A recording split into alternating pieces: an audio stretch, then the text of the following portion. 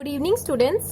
आज मैं आपके लिए एक इम्पॉर्टेंट कॉन्सेप्ट लेकर आई हूँ जिसपे असर्शन और रीजनिंग के काफी कॉन्सेप्ट्स एग्जाम में पूछे जाते हैं। असर्शन रीजनिंग कह लीजिए या एमकॉम अगर बीकॉम अगर आप कर रहे हैं तो उसमें भी बहुत अच्छा ये क्वेश्चन बनता है।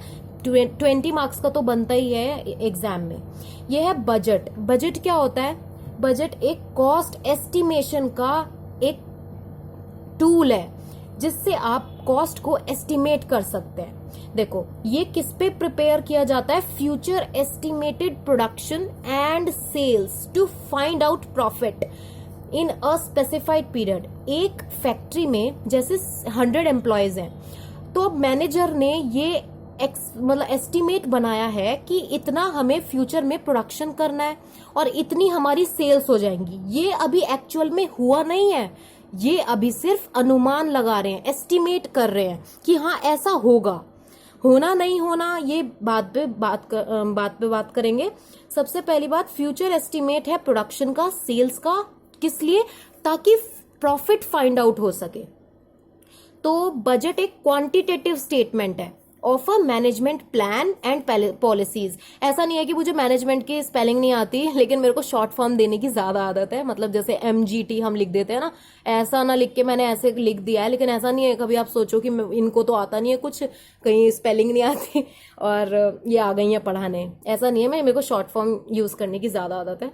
तो budget is quantitative statement of management plans and policies for a given period. ये क्वांटिटेटिव स्टेटमेंट होती है जो मैनेजमेंट प्लान करती हैं, पॉलिसीज बनाती हैं। कुछ देखो ऑर्गेनाइजेशन फॉर्मल पॉलिसीज बनाती हैं और कुछ इनफॉर्मल पॉलिसीज। फॉर्मल और इनफॉर्मल पॉलिसीज क्या होती हैं?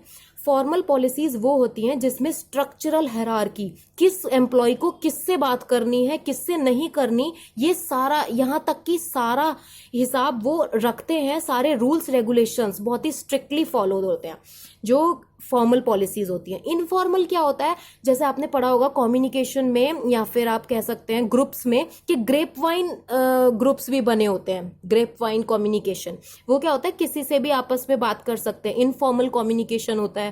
और काफी सारे कम्युनिकेशन मॉडल्स भी हैं, वो भी, उस पर भी मैं क्लास बनाऊंगी। तो पॉलिसीज होते हैं गिवन पीरियड के लिए और ये यूज किया जाता है guide for the purpose of attaining the given objectives. क्या पर्पस है? अब जैसे 100 एम्प्लॉयज हैं एक फैक्ट्री में, अगर उनके हर पर्पस, सबके 100 के 100 एम्प्लॉयज के पर्पस अपने अपने हैं, पर्सनल वो सिर्फ सोचते हैं कि एक सोच रहा है मेरी रेपुटेशन अच्छी हो जाए इस ऑर्गेनाइजेशन में, एक कह रहा है मैं हाई लेवल पर पहुंच जाऊं, एक कह रहा है मैं मैनेजर की पोस्ट पर आ जाऊं, एक कह रहा है मेरे को इंसेंटिव चाहिए।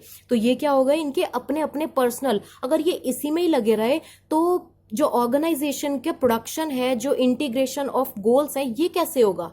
तो सबसे बड़ी बात यही है कि ये यूज करते हैं एक guide for the purpose of attaining the given object. जो मैनेजर ने ऑब्जेक्ट उनको दे दिए, उन्हीं ऑब्जेक्टिव्स के ऊपर वो जमकर काम करे। जैसे हमारा ऑब्जेक्टिव क्या है? अभी हमारा ऑब्जेक्टिव है कि हम कैसे नेट एग्जाम को या फिर JRF को क्लियर करें। ठीक है, तो अब है यूज्ड एज स्टैंडर्ड। ये एक स्टैंडर्ड के लिए भी यूज किया जाता है with which actual performance is measured. इसमें क्या होती है? एक्चुअल परफॉर्मेंस को मेजर किया जाता है कि जो हमने सोची थी क्या वैसी परफॉर्मेंस रियल में आ रही है। अगर आ रही है तो बहुत अच्छी बात है, नहीं आ रही है तो फिर उसमें इंप्रूवमेंट्स करने की भी जरूरत है।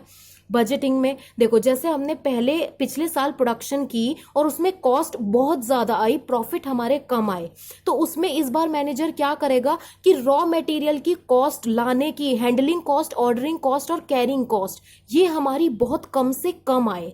ठीक है, तो उससे क्या होगा? जितना ज्यादा प्रोडक्शन होगा हमारा, जितना ज्यादा वो एक बार में रॉ मटेरियल लाएंगे, हमारी किसकी कैरिंग कॉस्ट, ऑर्डरिंग कॉस्ट, ये सारी कॉस्ट कम हो जाएगी। ठीक है, तो budgeting defined as a process of preparing plans for future activities of business enterprise after considering and involving the objectives of the organisation. ये मैंने आपको सारा हिंदी में कन्वर्ट करके बता दिया कि ऑर्गेनाइजेशन में कैसे एक मैनेजर का ये सबसे बड़ा अहम रोल है कि वो कैसे सारे एम्प्लॉयज को इंटीग्रेट करे, कैसे सारे एम्प्लॉयज के पर्पसेस को, गोल्स को और ऑब्जेक्टिव्स को एक साथ रखे। उसके बाद है दिस प्रोवाइड्स। ये क्या प्रोवाइड करता है? Process steps of collection and comparison. Collection and comparison ये एक प्रोसेस है, या फिर कह सकते हैं ये एक स्टेप भी है। किसका? कलेक्शन का and comparison of data by which deviations, deviations means differences. क्या हमने पिछली बार किया था प्रोडक्शन कितने रुपीस का और इस बार हमारे कॉस्ट कम आई है या ज्यादा, उसको ये कंपेयर करता है डेविएशंस को। किससे? प्लान से। या तो देखना चाहते हैं वो फेवरेबल हमारे आए हैं प्लान्स, मतलब डेविएशंस डिफरेंसेस, या फिर एडवर्स, या पहले से भी ज्यादा कॉस्ट लग गई है हमारे रॉ मटेरियल में या प्रोडक्शन में। ये इनको क्या करते हैं? मेजर करते हैं। नेक्स्ट हमारे काफी सारे टाइप्स हैं बजट्स के। प्रिपरेशन ऑफ द बजट, इसमें देख लेते हैं। सबसे पहले हमारा sales budget. Sales budget, production budget, production cost budget, material budget, purchase budget, direct labour budget, overhead budget, capital expenditure budget, cash budget and master budget. ये सबसे पहले हम धीरे धीरे करके इनको एक्सप्लेन करके समझेंगे। सबसे पहले हमारा सेल्स बजट। सेल्स बजट क्या होता है? ये एक एस्टिमेट प्रोवाइड करता है कितना वॉल्यूम ऑफ गुड्स और सर्विसेज एक कंपनी चाहती है बेचना। जो उसने सोचा है कि हाँ हम फ्यूचर पीरियड में इतना अमाउंट, इतना वॉल्यूम ऑफ गुड्स और सर्विसेज बेचेंगे, जो उसने सोचा है कंपनी ने, वो एस्टिमेट ये सेल्स बजट बताता है। ठीक है, जैसे हमारे पास एक टेबल होती थी ना, यहाँ पे हम क्वांटिटी लिखते थे आइटम्स की, यहाँ पे हमारा कॉस्ट, मतलब कॉस्ट प्राइस जितने पे हम बेचना चाहते हैं, जितना उसके कॉस्ट लगी ऑब्वियसली उसमें प्लस प्रॉफिट पे ही हम अपना सेल्स प्राइस सेट करेंगे। Cost plus profit equals to क्या करेंगे हम? सेल्स प्राइस को बोलेंगे कि इतना हमारा सेलिंग प्राइस होना ही होना चाहिए। कुछ क्या होता है, जैसे हमें पता होता है कि नहीं हमारी कम कॉस्ट, मतलब ज्यादा सेलिंग प्राइस पे नहीं बिक पाएगा, तो वो क्या करते हैं? सेलिंग प्राइस को ना कॉस्ट प्राइस पे बेचने की मिनिमम कोशिश करते ही करते हैं। बाकी अगर किस्मत अच्छी रही तो प्रॉफिट भी मिलेगा। ठीक है, नेक्स्ट है हमारा प्रोडक्शन बजट। प्रोडक्शन बजट क्या होता है? Financial plan that list the number of units to be manufactured during a period. It estimate how many units they will need in future period based on future। इसमें क्या होता है कि financial plan list करते हैं कितने number of units manufacture करने हैं, मींस प्रोडक्शन। ये पहले ही बता रहा है कि कितना, ये बजट हमें क्या बताएगा कि कितनी नंबर ऑफ यूनिट्स हमें मैन्युफैक्चर करनी है during a period of time. ये उसका हमें एस्टिमेट देगा। ठीक है, तो हाउ मैनी मैन्युफैक्चर, मतलब यूनिट्स मैन्युफैक्चर होंगी, ये उसकी उस पीरियड, मतलब उस पीरियड में आने वाले टाइम में कितनी जरूरत होगी प्रोडक्शन की, या फिर उस रॉ मटेरियल की, या फिर उस गुड्स की, ये उस बजट, ये बजट उसका काम करेगा। नेक्स्ट है हमारा production cost budget. Production cost budget किस नाम से भी जाना जाता है? सबसे इंपॉर्टेंट है ये एग्जाम पॉइंट ऑफ व्यू से, ये एमसीक्यू टाइप में पूछ लेंगे कि प्रोडक्शन कॉस्ट बजट किस बजट के नाम से भी जाना जाता है। तो कई बार हम क्या कर देते हैं, प्रोडक्शन कॉस्ट बजट, ओहो प्रोडक्शन से रिलेटेड है, तो हो सकता है कोई और हो, ऑर्गेनाइजेशन बजट हो या कुछ भी हो, और भी बहुत सारे बजट्स है ना, हम उसमें देख के कंफ्यूज हो जाते हैं। हम ये नहीं सोच पाते कि मैन्युफैक्चरिंग कॉस्ट बजट आएगा। तो इसलिए ये हमारा इंपॉर्टेंट एमसीक्यू, जब एमसीक्यू कोर्स लेकर आऊंगी मैं, उसमें ये सारे कवर करने बहुत जरूरी है, क्योंकि छोटे से छोटे भी वो बहुत इजीली पूछ लेते हैं। इजी पेपर बनाना है उन्हें, तो वो ऑब्वियसली ऐसे ऐसे क्वेश्चंस भी दे सकते हैं, लेकिन अब हो सकता है इस बार लेवल थोड़ा टफ आए, तो हमें एक एक चीज पढ़ने की बहुत जरूरत है। नेक्स्ट है हमारा forecast of cost of production. ये हमारा एक है, फोरकास्ट करते हैं किसको? Cost of production which has been planned in the production budget.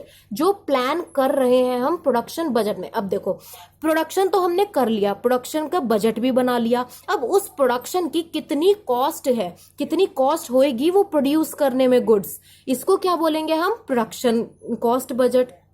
अब इस बजट के 3 कंपोनेंट्स भी हैं। क्या क्या? जैसे मैंने आपको बताया, इतना मटेरियल की कॉस्ट, इतनी हमारी लेबर, जो लेबर लगी हुई है उनका भी खर्चा, और जो फैक्ट्री ओवरहेड जैसे लाइटनिंग हो गया, रेंट हो गया, ये सब क्या हो गया हमारा? Factory overhead cost. Now material budget. Material budget क्या होता है?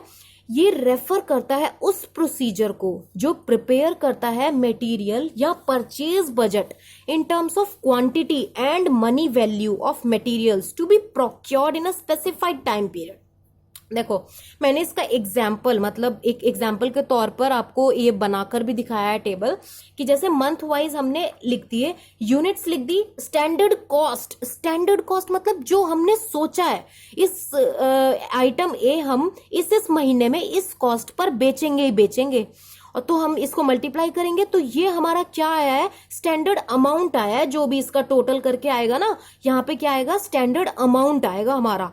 ये हमारा एक्चुअल नहीं है, ये हमने सिर्फ अभी बजट बनाया कि हाँ जितना हमने ये सोचा है कि परचेज जो हम करेंगे रॉ मटेरियल्स या डायरेक्ट लेबर कॉस्ट की जो भी आएगी वो इतने इतने में खत्म हो जाएगी। ये हमने सिर्फ क्या किया है, पास्ट एक्सपीरियंस के तौर पर किया है। ये मटेरियल बजट जो बनाया है, पास्ट जितने रुपए में हो सकता है इन्फ्लेशन आ जाए, इन्फ्लेशन आ गया तो क्या होगा, रॉ मटेरियल के भी प्राइसेस हाई हो जाएंगे, लेबर भी कहेगी कि मुझे तो और पैसे चाहिए, हमारे लिए भी तो खर्चा है, तो फिर क्या होगा, ये जो स्टैंडर्ड कॉस्ट जो हम इस साल का बनाएंगे ना, ये हम सारा कुछ जो उसकी आजकल चल रहा है, इन्फ्लेशन है या डिफ्लेशन है, सब कुछ देख के उसी हिसाब से बनाएंगे।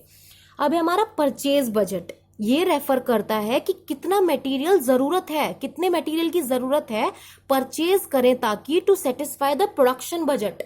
अब देखो, आपको क्या करना है, प्रोडक्शन जो आप कर रहे हो उसके लिए आपको जो रॉ मटेरियल चाहिए, जो सारा आपको, जैसे आप शू बनाना चाहते हो तो लेदर लाओगे, लेसेस लाओगे, और भी बहुत सारी चीजें उसमें जरूरत होती है स्टिचेस लगाने के लिए, वो सब चाहिए। तो कितना आपको बजट बनाना है, किस तरह से आप अपने बजट को प्रिपेयर करोगे कि आपका स्टैंडर्ड कॉस्ट, हमेशा हम स्टैंडर्ड कॉस्ट को ज्यादा रखते हैं, स्टैंडर्ड कॉस्ट को ज्यादा रखते हैं ताकि हमारा एक्चुअल जो आए ना निकल के वो कम आए थोड़ा।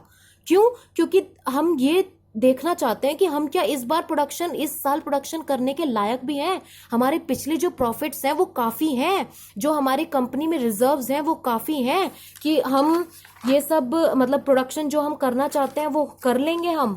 अब आएगा हमारा, देखो मैं आपको दिखा भी रही हूँ परचेज बजट कैसे होता है। परचेज बजट होता है जो टोटल यूनिट्स की जरूरत है हमें, जैसे 2500 अगर कोई भी बल्ब्स वगैरह हैं या हम कुछ वो बना रहे हैं झूमर, तो उसमें कितने बल्ब्स, कितनी ज्यादा कलाकारी, क्रिएटिविटी कितनी होती है ना, तो उसमें जैसे हमें 2500 यूनिट्स की जरूरत है। अब 0.25 के रेट पर हमें मिल रहा है, अब इसको मल्टीप्लाई कर देंगे तो ये हमारा 2780 आ गया हमारा, कि हमें कितनी कॉस्ट पड़ेगी। हमारा ये अभी स्टैंडर्ड है, बजट है, ये हमने सिर्फ सोचा है कि इतना होगा, एक्चुअल में अभी ये आया नहीं है। Next, direct labour budget. This budget used to calculate the number of labour hours. कि ये बजट ये इसलिए यूज किया जाता है, ये लेबर आवर्स को कैलकुलेट करता है, दैट विल बी नीडेड, जो कि जरूरत होती है, किस लिए, प्रोड्यूस करने के लिए। Units itemised in the production budget, जो प्रोडक्शन बजट आपने बनाया था उसमें कितनी लेबर काम करेगी और कितने आवर्स काम करेगी, ये डायरेक्ट लेबर बजट उसको दिखाता है। इसमें सिर्फ आवर्स आएंगे, कितना लेबर काम करेगी। इसमें एनटीए वाले पूछ सकते हैं डायरेक्ट लेबर बजट में क्या लेबर की कॉस्ट आती है, कितनी लेबर चाहिए क्या उसकी कॉस्ट आती है, या फिर कितना आवर्स वो काम करती है वो आता है डायरेक्ट लेबर बजट में। तो आप कहेंगे कि यस, डायरेक्ट लेबर आवर्स आएंगे। अब ओवरहेड बजट, ओवरहेड बजट क्या होता है, ये दिखाता है एक्सपेक्टेड कॉस्ट, कितनी एक्सपेक्ट हमने कितनी सोची है कॉस्ट ऑफ ऑल प्रोडक्शन, सारे प्रोडक्शन की। ओवरहेड कॉस्ट क्या होती है कि कितने हमने प्रोडक्शन की कॉस्ट सोची है, ठीक है, प्रोडक्शन की cost other than direct labour और डायरेक्ट मटेरियल। इसमें क्या क्या आएंगे हमारे, जैसे सैलरी हो गया, कमीशन हो गया, और हम कह सकते हैं कि जो भी एडमिनिस्ट्रेशन कॉस्ट हो गई, ये सारे किस में आएंगे, हमारे ओवरहेड बजट।